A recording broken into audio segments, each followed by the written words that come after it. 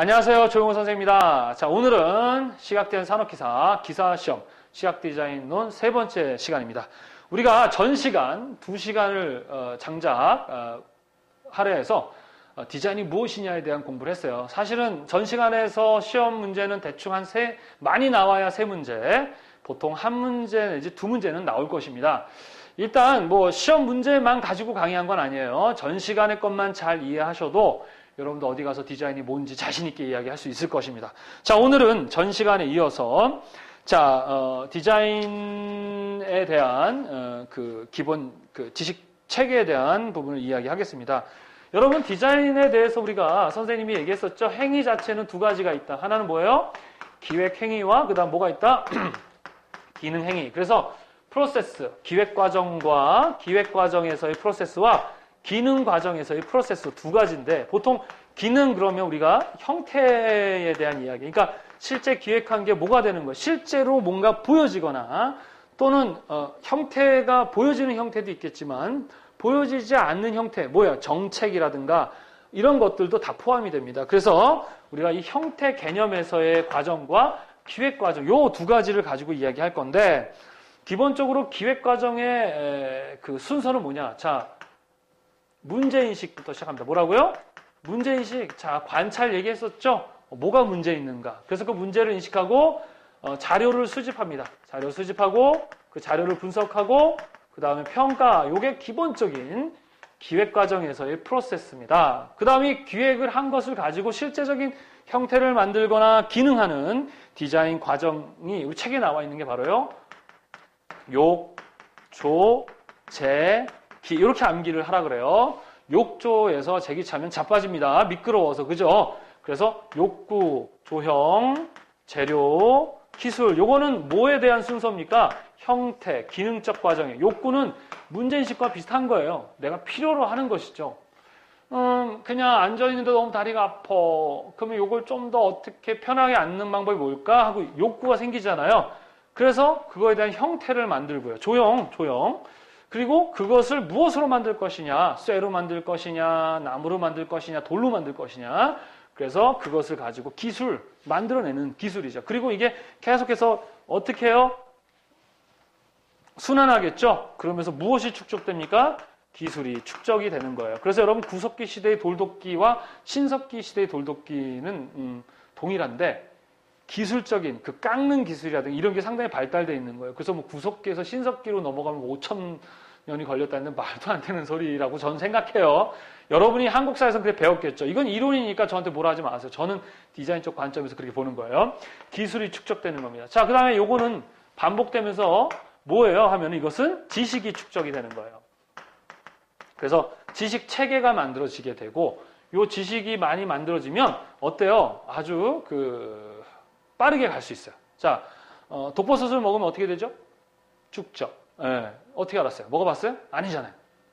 우리가 그런 아주 간단한 지식을 어떻게 알고 있는 거예요? 과거에 누군가가 먹고 많이 죽어서 안 거예요. 그래서 우리가 알고 있는 지식들은 공짜로 얻은 게 없어요, 사실은.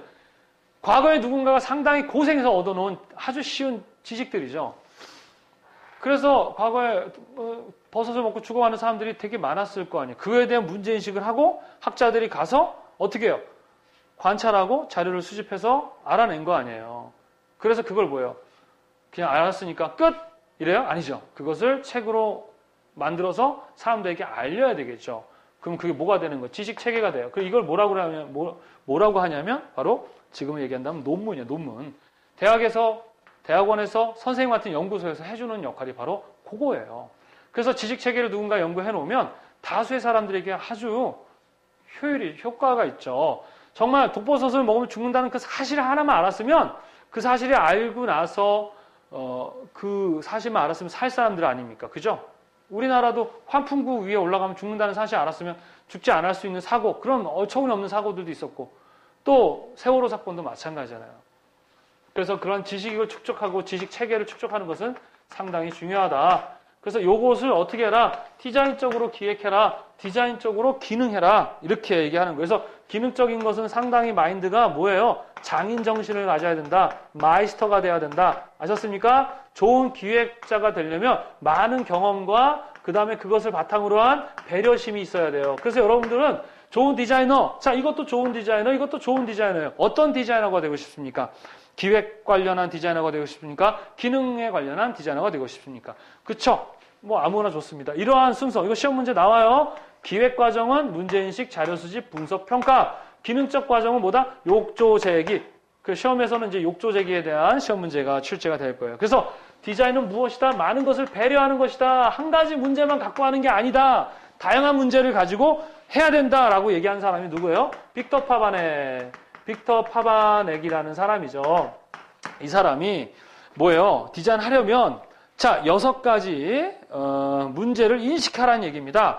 자, 어떻게 재료나 또는 도구를 사용할 것인가에 대한 방법, 메소드, 또 용도, 영어도 알아두세요. use, 그 다음에 필요성, needs, 텔레시스, 목적, 그 다음에 association, 연상, 그 다음에 미학, 이런 것들을 다 어떻게 해요? 고려해서 뭐 해야 된다? 디자인해야 된다. 그러니까 단순히 배고프니까 밥만 주면 안 되죠. 배고픈데 그 사람이 좋아하는 음식이 무엇인지도 봐야 되고 그 사람의 체질도 봐야 될 것이고 얼만큼 굶었는지도 봐. 이렇게 그 하나를 먹이더라도 배려하는 거예요.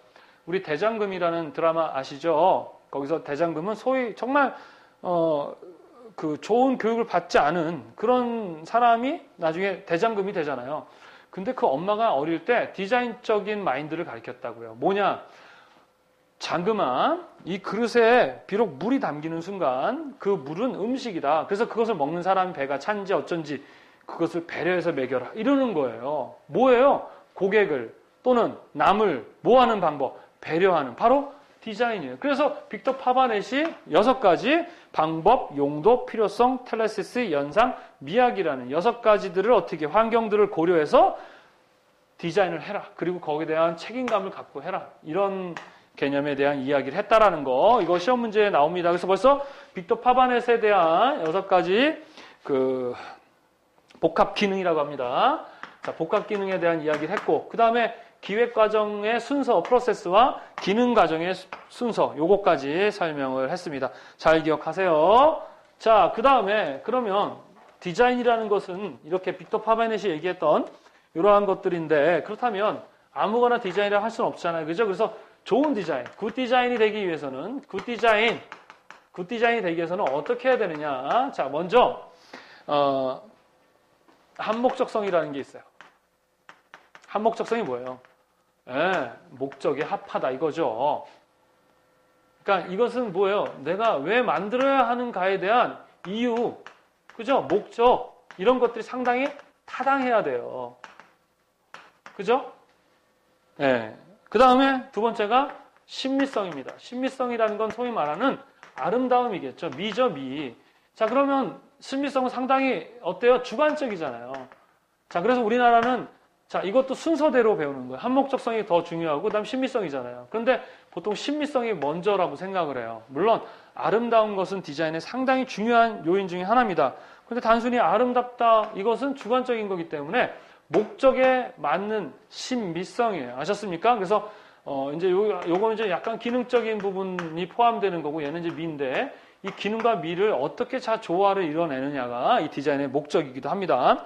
그 다음에 여기에 경제성이라는 게 붙죠. 왜? 이 디자인은 돈을 벌 목적으로 사용하거든요. 경제성은요, 투자 대비 뭐예요? 내가 어떤 효율을 내는 것이 더 많이 내면 그 무조건 경제성이에요. 그 다음에 독창성입니다. 독창성이라는 게 뭔가예요?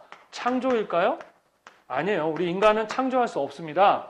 디자이너는 창조하는 사람이 아니에요. 이거 착각하는데 우리 창조는 오직 조물주만 할 수 있는 거죠. 우리가 사용하는 것 중에 우리가 창조한 게 어디 있어요? 다 발견이에요. 발견. 자동차요? 다 광물에서 뽑아냈고 그 안에 있는 석유, 에너지 다 자연에서 뽑아낸 것들이잖아요. 그래서 우리는 사실 좋은 창조보다는 뭐 관찰을 잘하는 것이 상당히 중요하다. 독창성은 창조가 아니다. 아셨어요?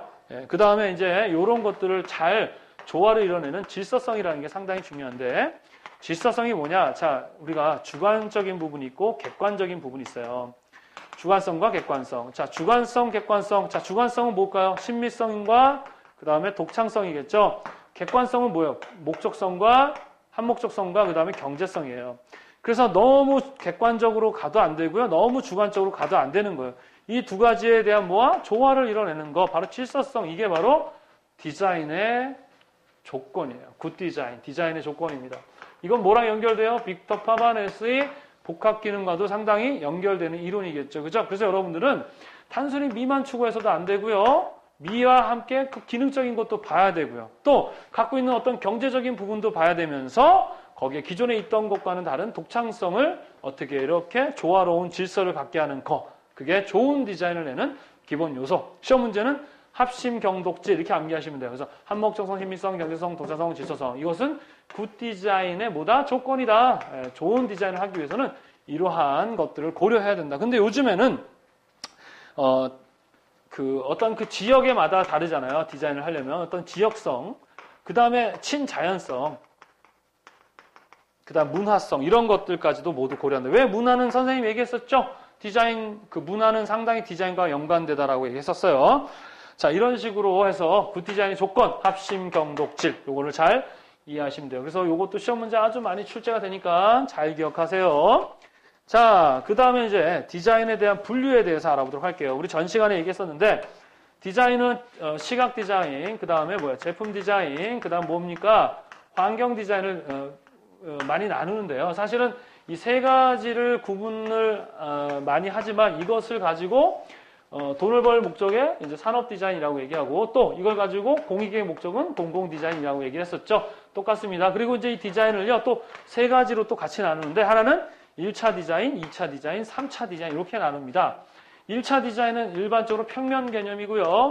얘는 입체 개념이고 얘는 공간 개념이다 이렇게 보시면 되겠어요. 그러면 시각은 보통 주로 1차 평면적 개념이고요. 제품은 보통 입체 개념이고요. 환경은 보통 공간 개념 이렇게 되어 있는데 시각에서도 2차 개념이 있어요. 대부분이 자, 시각은 대부분 다 1차입니다. 이렇게 보시면 돼요. 교재에 나와 있는 거 보시면 되겠죠.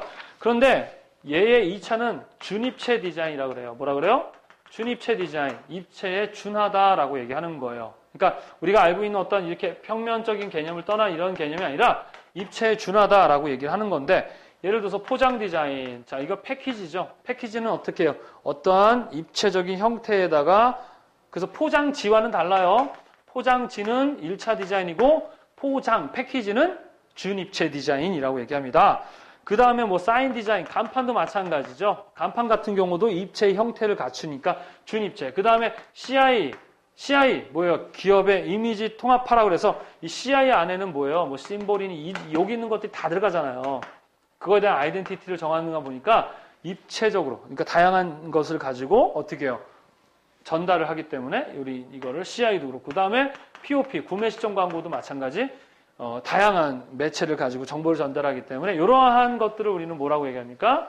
준입체 디자인이라고 하는데 시각은 대부분은 뭐다? 평면적 개념이다.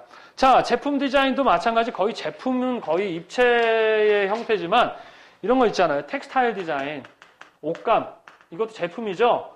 근데 옷감이 정보를 전달할 목적. 자, 시각은 정보 전달, 소통이죠. 그러면 언제든지 텍스타일도 시각이 될 수는 있지만 어떤 옷감도 제품이기 때문에 텍스타일.